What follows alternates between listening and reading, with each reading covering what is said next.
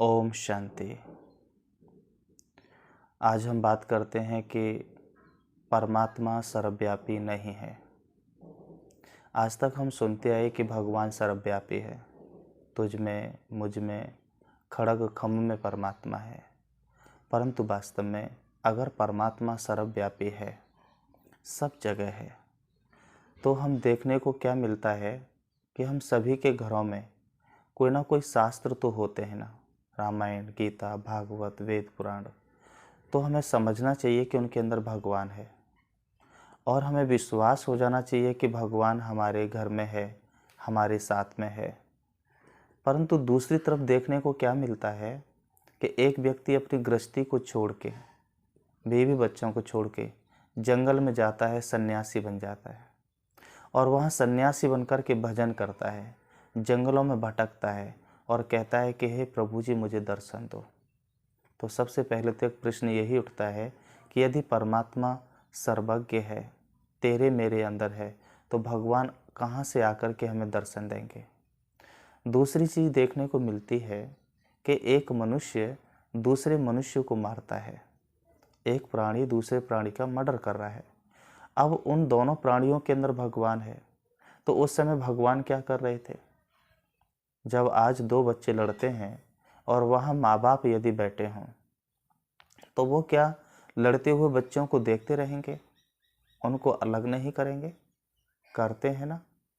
परमात्मा यदि अंदर है तो उस समय भगवान अंदर बैठ कर के क्या कर रहा है? क्या एक भगवान दूसरे भगवान का मर्डर करता है या परमात्मा उस मर्डर को होते हुए देख रहा है? और हम तीसरी तरफ देखते हैं, जब द्रौपदी का चीरहरण हुआ तो भगवान ने उसको साड़ी को पहाड़ बना दिया। आज क्या संसार में किसी स्त्री की लाज नहीं लूटी जाती? क्या उस समय वो असहाय अबलाए उस ईश्वर को पुकारती नहीं है? तब परमात्मा कहाँ होता है? यदि हमारे अंदर है तो उस समय भगवान ने लाज बचाई, आज क्यों नहीं बचाते? परंतु वास्तव में एक चीज़ हमें समझना चाहिए, इन प्रश्नों का हल एक ही है। जैसे कि एक लोहार होता है और वो लोहे को अपनी भट्टी में रख देता है और उसको बहुत तपाता है, परंतु तपाते तपाते उस लोहे का रूप बदल जाता है। जैसे आग लाल होती है, जला देती है, ऐसे लोहा भी लाल हो जाता है और वो जला देता है। जब अग्नि का गुण लोहे में आ सकता है, तो यदि हम सभी के अंदर परमात्मा है, तो परमात्मा का कोई गुण तो हम मनुष्यों के अंदर दिखाई देना चाहिए। पवित्रता, परमात्मा पवित्रता का सागर है, परमात्मा प्यार का सागर है, परमात्मा रहम दिल है।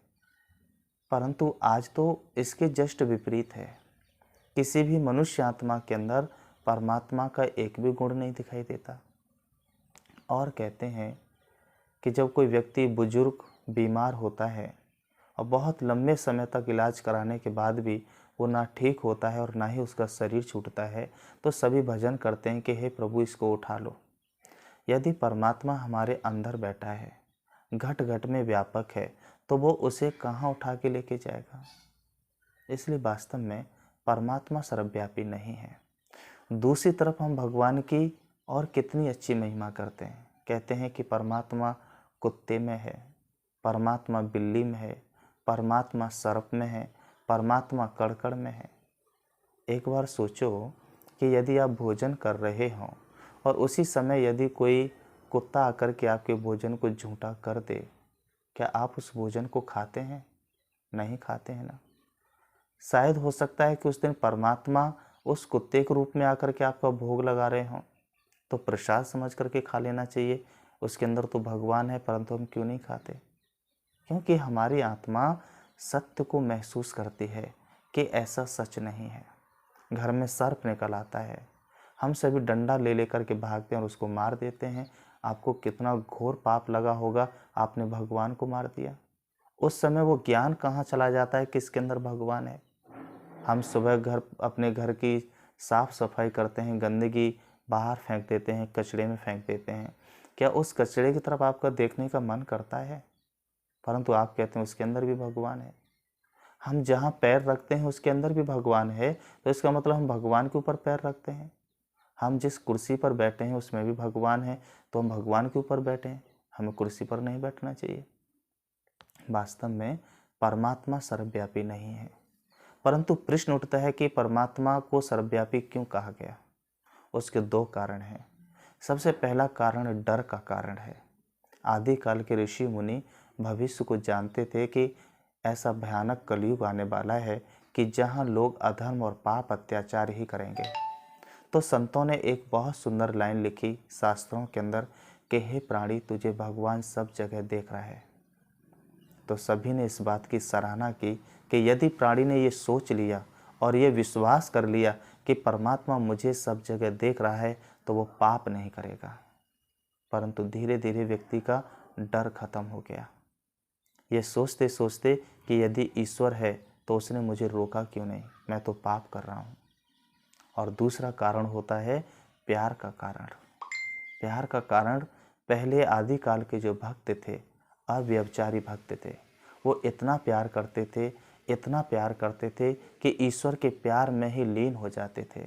और वो कहते थे कि मैं जहाँ देखूँ वहाँ सिर्फ तू ही तू है। तो वास्तव में संसार में दो प्रकार का सत्य होता है, एक भावात्मक सत्य और एक यथार्थ सत्य। तो ऐसे कहना कि परमात्मा सभी जगह है, इसको भावात्मक सत्य कहते हैं। परंतु यथार्थ सत्य है कि परमात्मा धर्म ग्लानि के समय पर धरती पर आता है। इसलिए तो गीता में कहा कि जब जब धर्म की ग्लानि होगी तब तब मैं अवतरित होता हूँ। और इसलिए परमात्मा के 52 अवतार दिखाते हैं।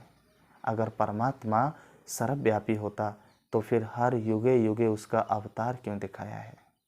इसलिए आज से पक्का करना है कि परमात्मा सर्वव्यापी नहीं है।